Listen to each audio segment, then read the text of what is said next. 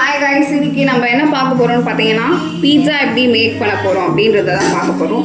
So அதுக்கு பார்த்தீங்கன்னா நான் ஃபஸ்ட்டு 4 cups ஆஃப் மைதா மாவு எடுத்திருக்கேன். நெக்ஸ்ட்டு வந்து கொஞ்சம் தேவையான அளவுக்கு கேர்ட் ஆட் பண்ணிக்கலாம். ஓகேவா? கேர்ட் வந்து பார்த்தீங்கன்னா நான் வந்து ஒரு 1 cup கேர்ட் இதில் ஆட் பண்ண போகிறேன்.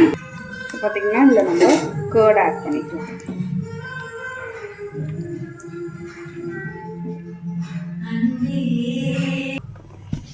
நெக்ஸ்ட் பார்த்தீங்கன்னா இதுக்கு நம்ம தேவையான அளவுக்கு சால்ட் போடுவோம். அப்புறம் நம்ம தேவையான அளவுக்கு இதில் கொஞ்சோண்டு சக்கரை, தென் பார்த்தீங்கன்னா 1 ஸ்பூன் ஆயில். இப்போ இதை நம்ம நல்லா பிசைஞ்சு எடுத்துக்க போகிறோம். ஸோ இது நல்லா கொஞ்சம் ஸ்மூத்தாக இருக்கிற மாதிரி நம்ம நல்லா மிக்ஸ் பண்ணி வாட்டர் ஊற்றி மிக்ஸ் பண்ணி எடுத்துக்கலாம்.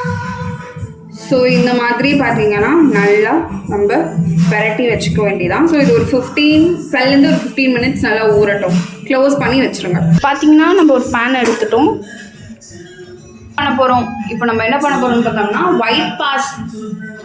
ஒயிட் சாஸ் பாஸ்தா செய்ய போகிறோம். ஸோ அதுக்கு ஃபஸ்ட்டு ஒரு பேனை அதை நல்லா ஹீட் ஆனதுக்கு பிறகு ஸ்லோ ஃப்ளேமில் வச்சுட்டு மைதா ஆட் பண்ணிக்கோங்க.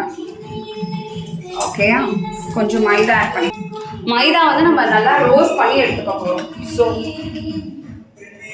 ஓகே, இப்போ நம்ம இதில் கொஞ்சம் நெய் விட்டுக்கலாம். ஓகே, நெக்ஸ்ட் இதில் நம்ம கொஞ்சம் பால் ஆட் பண்ணிக்கலாம்.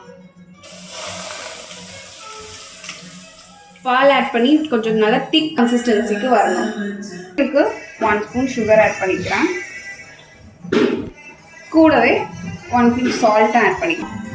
ஓகே, இப்போ நெக்ஸ்ட் நம்ம வந்து ரெட் சாஸ் செய்ய போகிறோம். எப்படி செய்யலாம்னு உங்களுக்கு சொல்கிறேன். ஃபஸ்ட்டு ஒரு பேனில் கொஞ்சம் ஆயில் விட்டுக்கோங்க.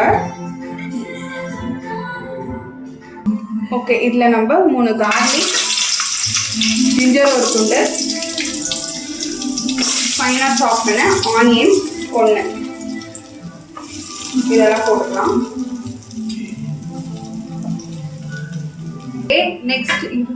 நெக்ஸ்ட் வந்து நம்ம டொமேட்டோஸ் போட்டுக்கலாம்.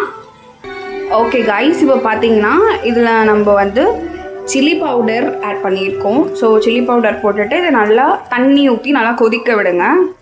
கொதிச்சுட்டு லைக் அந்த டொமேட்டோஸாக இருக்கட்டும் இல்லை ஆனியனாக இருக்கட்டும் அது எல்லாமே நல்லா கொஞ்சம் சாஃப்டாக இருக்கணும். ஸோ தட் அது கிரைண்ட் ஆகுறப்ப நல்ல ஸ்மூத் கன்சிஸ்டன்சி நமக்கு கொடுக்கும்.